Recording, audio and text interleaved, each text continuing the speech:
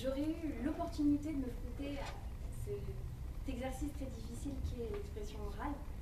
Et aussi, j'espère, l'opportunité de véhiculer un certain message, une philosophie de vie, voire peut-être répondre à certaines personnes qui se posent des questions comme moi sur la vie, qui chantent la vie, qui disent merci à la vie.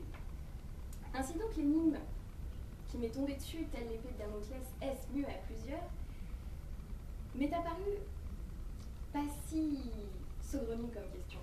Ainsi, en exposant la thèse positive, je n'ai pas eu l'impression de vendre mon âme au diable, mais de soutenir l'évidence telle une lapalissade comme le feu brûle, car la vie vient du latin via, qui signifie le chemin, la voie, et donc elle nous indique clairement un chemin à suivre. Pourquoi utiliser ce fameux chemin sans compagnie, vers personne? Vous en conviendrez, ça n'a pas de sens.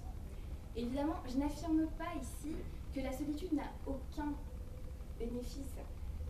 En effet, l'adverbe mieux dans ma question indique une comparaison et non une affirmation ni une vérité indéniable. Schématiquement, nous pouvons donc dire que certes, parfois être seul, c'est bien, mais à plusieurs, c'est mieux.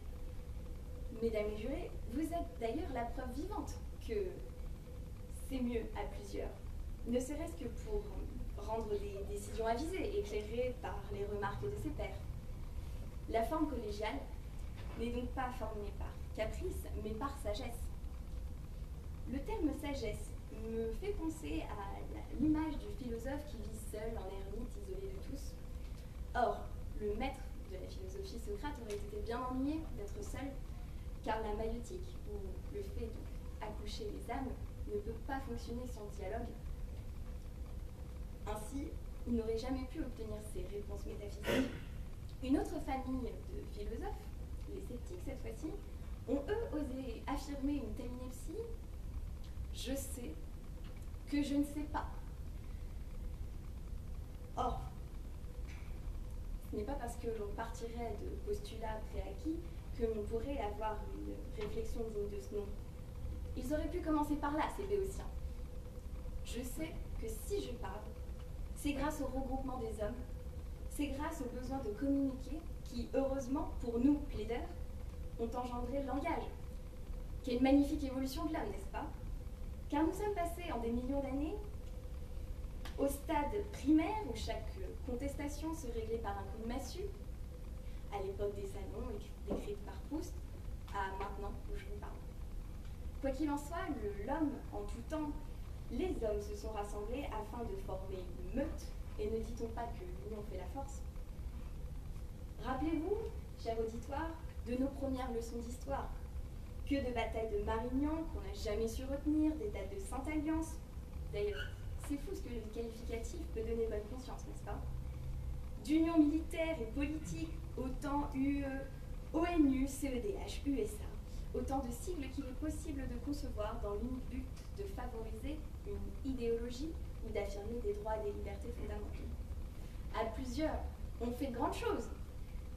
On s'aime, on s'unit, on s'alliance, on s'associe, on se déteste aussi. À plusieurs, on fait la vie. Seul, on s'ennuie. Quand bien même on souhaiterait être seul, peut-on le supporter? Théard de Chardin a écrit « L'âme humaine est faite pour n'être pas seule ». Une âme, c'est un esprit, un système de pensée qui certes fonctionne seul, mais pourtant aurait besoin d'être amélioré. Évidemment, l'homme a besoin d'être stimulé intellectuellement pour avancer. Tous les échanges sont bienvenus, hormis celui de son conjoint. Et oui, l'humanité a progressé par les échanges possibles grâce au langage, son préalable nécessaire comme nous l'avons vu. Les grands courants de pensée, tels que l'humanisme ou les Lumières, ont eu autant d'impact sur notre culture européenne qu'à véhiculer tout autour du continent. À plusieurs, l'absolutisme a été vaincu, la démocratie mise en route, avec quelques bévues comme la terreur. Les têtes guillotinées, l'église expropriée, c'est ça la France. Bien entendu, les échanges intellectuels ne sont pas les seuls envisageables. Les trocs commerciaux ont eu le mérite de favoriser la circulation des biens, puis des capitaux, et donc la richesse des pays collaborateurs.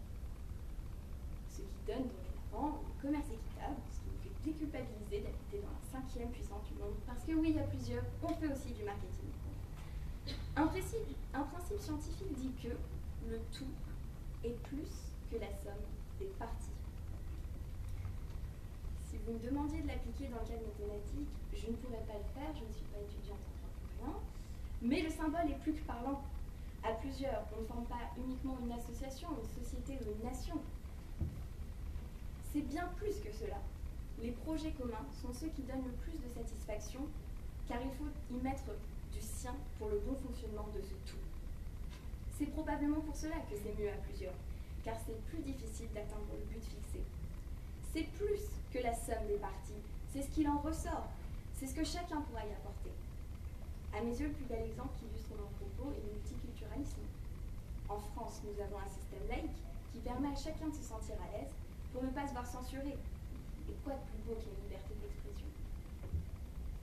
Molière, qui pourtant mettait en scène les nantis de manière ridicule, n'aurait pas pu me contredire. Il en était même arrivé à la conclusion que la solitude effraie une âme de 20 ans. Est-ce mon jeune âge qui me fait dire qu'à plusieurs nous sommes plus forts? De nombreux exemples historiques ont démontré le contraire. Pour raviver la flamme patriotique, souvenez-vous du jour du débarquement et imaginez un peu ce qu'il se serait passé sans la pluralité d'alliés que la France avait gardée malgré tout. Ma contradictrice mentionnera peut-être cette pensée de Picasso. Rien ne peut se faire sans la solitude. Bien entendu, la conception, le processus de création se réalise seul. Et il vaut mieux, parce que certains génies sont impénétrables et il serait maladroit de les déranger lors de leur réflexion. Toutefois, Picasso, qui a eu X maîtresses, qui était un mondain, est un peu effronté de prôner la solitude, sans marché de l'art, sans admirateurs et surtout sans acheteurs. Il aurait peut-être toujours peint, mais probablement pas vendu ses œuvres. Alors qu'on ne me dise pas que l'artiste préfère choyer ses créations seul dans son atelier plutôt que de les exposer aux yeux de tous. Telle hypocrisie m'écœure. La seule personne qui a atteint un résultat convenable isolé, c'est bien ce fameux Descartes. Oui, parce que pour conclure cogito ergo sum, il fallait en effet faire table rase du passé, des préjugés, des choses acquises. Juste l'homme seul qui cherche le sens de la vie. Alors oui, bon, je pense donc je suis, mais n'est-ce pas un peu réducteur, notamment en blessant les sots qui ne peuvent pas penser, l'intolérance de Descartes mise à part, que serait devenue sa célèbre maxime sans répétiteur, et a priori sans élèves qui souffrent du cours et surtout du prof de philo. Cependant, sur un seul point je rejoindrai ma contradictrice, parfois nous nous retrouvons seuls, avec qu'une seule idée en tête. À côté de cela, nous avons toutes les obligations triviales auxquelles nous sommes tous tenus, aller à la banque, faire course, écrire une plaidoirie, et de manière inconsciente, nous mettons au service de ces tâches bassement matérielles toute l'énergie que nous aurions eue pour une autre activité. Le phénomène de sublimation permet alors de transcender un simple ouvrage, et ce sera l'unique situation que nous reconnaîtrons être bénéfique pour le solitaire. Toutefois, il faut bien que le corps résulte, et seul, ça me paraît bien triste. Ainsi, pour conclure, je rappellerai un grand philosophe contemporain qui a dit il n'y a pas si longtemps, rappelez-vous, ensemble, tout devient possible. C'est bien que seul, tout est abstrait, insurmontable, dès lors. Camarades, unissez-vous!